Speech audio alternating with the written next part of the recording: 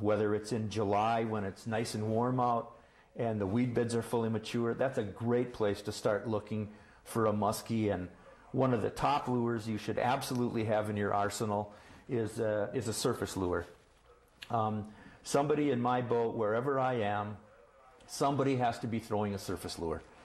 They may not eat it every time, but they will absolutely follow that lure. That's the nature of the beast, is their curiosity. What is this? You know, and I think people would really be amazed to find out how often a muskie does eat a mouse on the surface, or a squirrel swimming from island to island, or a small duck, or a baby loon, that they do pluck things off the surface. And a surface bait, like I say, they might not eat it all the time, but if you want to find out if there's a muskie in the area, put on a surface bait and just reel it real slowly, comfortably, and 4 or 5 feet behind the bait, all of a sudden you'll see this big brown thing following this lure, trying to figure out what is this thing. It's a great search lure. I don't care if you're fishing in Minnesota. I don't care if you're fishing Lake Miltona in Minnesota, Leech Lake, or a great muskie water in Ontario. Muskies are muskies. Their nature is curious. That's why they follow a lure. And somebody else in the boat throwing a bucktail, a Mepps, a cowgirl, something like that. What does that resemble as food? You got me. But they love the bait. Yeah. Do you think they smell? Are they coming up behind these baits and sniffing, or do you think they're just visually looking at them? Well, that's a really good question. It's my theory over all of these years that whether it's something on the surface or a minnow type lure or a cowgirl bucktail type bait, they feel this vibration, and the bigger the fish, the bigger their ears are, so to speak, their lateral line. They feel this vibration, and I'm fishing majority of the time very clear water, so they feel this, now they see it, and now they get in behind it, and it's my opinion that I think when they're behind it, they're really trying to get a confirmation as to what is this. So on any lure that I'm fishing with at any time, or anyone in my boat, if somebody catches a northern pike, we rub that lure on the side of that northern pike and get some of that smell on that lure and continue fishing. Because when they're behind it, you know, a northern pike, a muskie, does not smell anything through their olfactory system unless they're moving. Water has to be flowing through that olfactory system. And I do believe that when they come up behind a bait, they're trying to figure out what really is this thing. And then all of a sudden you speed up your retrieve. And it's kind of like a cat with a yarn ball. If the yarn ball's just sitting there, the cat's just sitting there. And if you're 3 feet away and you pull the yarn ball just a little bit, the cat gets a little more excited. And you continuously pull it, the cat's all over the place trying to get the yarn ball.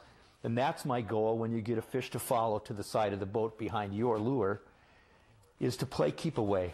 Speed it up. Pick up the speed. Maybe they were smelling it for a while and I don't really know what this thing is, but it's going to get away from me and I'm going to bite it. And that's kind of what happens. When you get aggressive at the side of the boat and make this, I make a big circle with my rod. The old term, the figure 8, has been in many books and been talked about for many years. You make this big circle and you go slow in the corner so they don't lose sight of it, and make a big corner and speed it up in the straightaway. When it's in the straightaway, you're pulling the yarn ball faster and the cat's going to get the bait, you know, if you know what I mean. That's the way it works. Pretty exciting time there. Oh my gosh. You come unglued. Now, in the spring then, in June, you said you fish them differently, but are you looking in the weed beds then in the spring, or where's your search and destroy start? Well, it really starts once again with the temperature of the water. It really doesn't matter if it's a dark bottom or a sandy bottom. But I do know in Rowan Lake, where I've been spending 27 years of my career, it's sand. And sand is a very rare commodity in the Canadian Shield. When you see bulrushes growing on the shoreline, not just boulders there, but when there's bulrushes growing on the shoreline, there's sand out in front of those bulrushes. Very good indicator, hey, let's go fish there. There's some bulrushes there. And sand is a big deal. dark bays are also important. They absorb that sunlight, and it's all about that temperature gauge. When I find that warm water, they're there. Those calm, warm spring days, windless, are absolutely ideal. And what's your biggest muskie, Don? 56 and a half inches. 56 and a half. That's yeah, a big never fish. took her out of the water. Just the person I was guiding took a picture, and we measured the fish, and she was never put in the net. She was never touched. I don't know how much do you think that probably would have weighed? Just Just a guess, 45 to 50 pounds. Wow. Yeah, tremendous fish. It's you could have set your coffee cup on her forehead. It was a big fish. Wow. Yeah. And your heart was pumping fast. Very excited. Never forget it. I know you're the miracle man because I've known you for a long time. I know you've had some near tragic situations in your life. I know you've been struck by lightning. Yes, sir. I think you've been hit by a truck. Yes, sir. But the one I'd like you to tell about, if you don't mind, is how you got run over by a motor. Well, it's a story that would, I mean, it was an interesting story. Yeah, well, I got my first Ranger boat, and I brought it to the island in Ontario across the ice in the wintertime. That's the only way we can get things there. And I was so excited about this boat, and the mechanic was there and put the motor on the boat, and the mechanic drove the boat. I was sitting in the passenger seat, and the mechanic was driving the boat. We went from the back side of our island to the front side. It was in the spring, the 12th of May, very cold water. And when water gets that cold, it gets kind of like Jello. It's real viscous. It's thicker than it is when it's warm. And he came by the dock with the boat wide open and made a hard turn to the left, wide open. Personally, I would never have put a boat in that sort of attitude, nor have I ever. And it was a calm day, and one of the guests had left the lodge, so there was this wake from their boat. The corner of our boat that we were in hit this wake broadside, and the boat went totally up on its side and launched me out of the seat, and I was in the air long enough to see the driver, the mechanic, hit the water, and then I hit the water. Oh, so you both fell out. We both were in the water. Wow. All right. I had a wool shirt, a t-shirt, a turtleneck, a wool shirt, and my hip waders, my chest waders on. So I'm in the water, treading water with with chest waders on, and they're filling up. And I'm seeing the boat in a circle. Of course, the steering wheel was turned. When he went out, the throttle was not in neutral. It was idling in gear, which is about 750 RPM.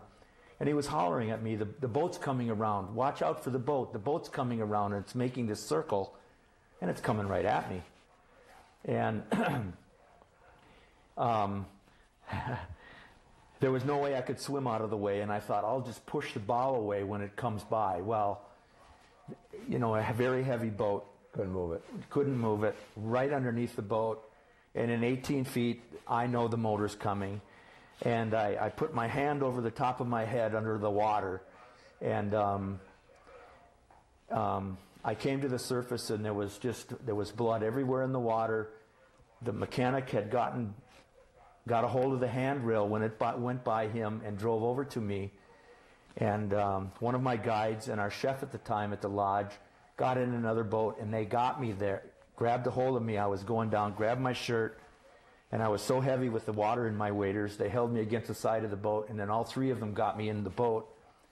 And it felt like somebody hit me with a baseball bat in my back. So it came up your back. It started at my belt line and ended up going through my thumb. Wow. Cutting through my thumb.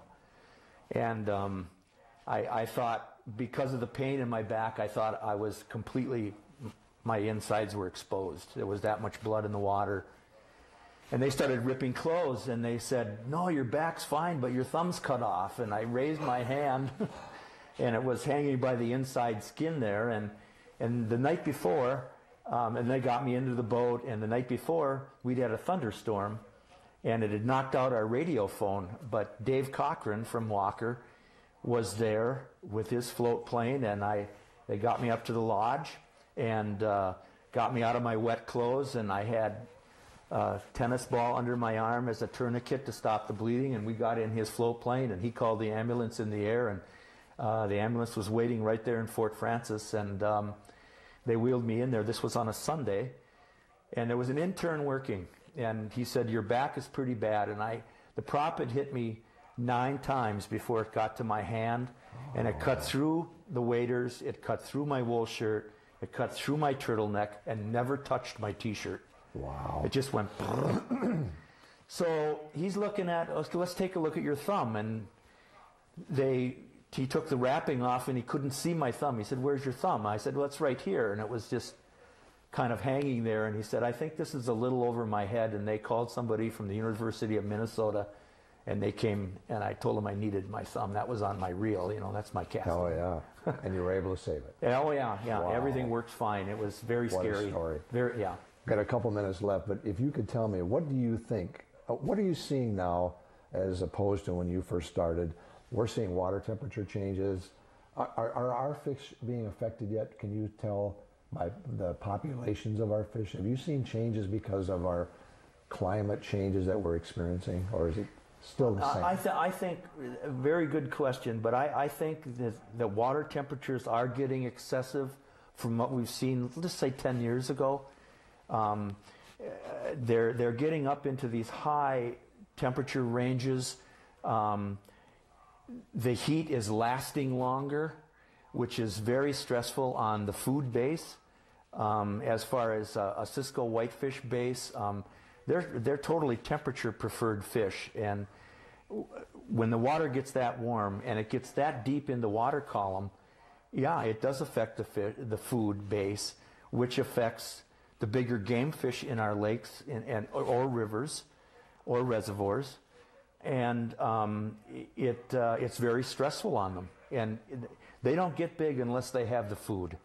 So yeah, it does make a difference, and things are changing, and anglers are having to go about them fishing in different ways of, let's just say, open water fishing, which is very difficult, painstakingly slow, methodically trolling, a lot of it with just deeper diving baits or lead core line, getting them down deeper into that where they're seeing suspended bait fish. And yeah, things are changing, and these anglers are so good nowadays that they end up finding them, but things are changing, yes.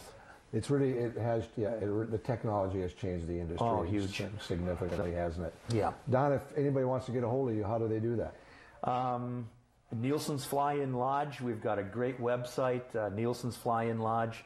Our phone number is 1-800-653-5946. And if you're ever looking for a great adventure in the Ontario wilderness and have great fishing or just to get away, we'll see you on the dock. Well, not only is Don a muskie expert, he is also very good at educating people about this particular fish, but also you're very active in promoting the well-being of the animal. Absolutely. And you're to be commended for the work that you've done for many, many years. Thank you, John. Enjoyed it. Very interesting. We could talk forever about all your stories. We will in the boat, Ray. All right. You've been listening and watching Lakeland Currents, where we're talking about what you're talking about. I'm Ray Gildow. So long until next time.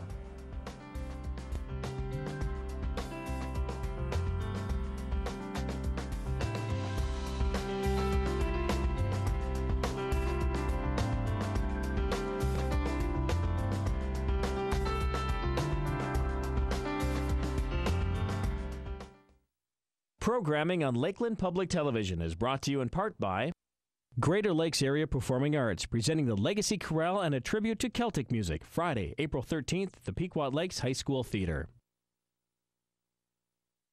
Minnesota Gold Telephone Directory, the official directory for Paul Bunyan Communications, available in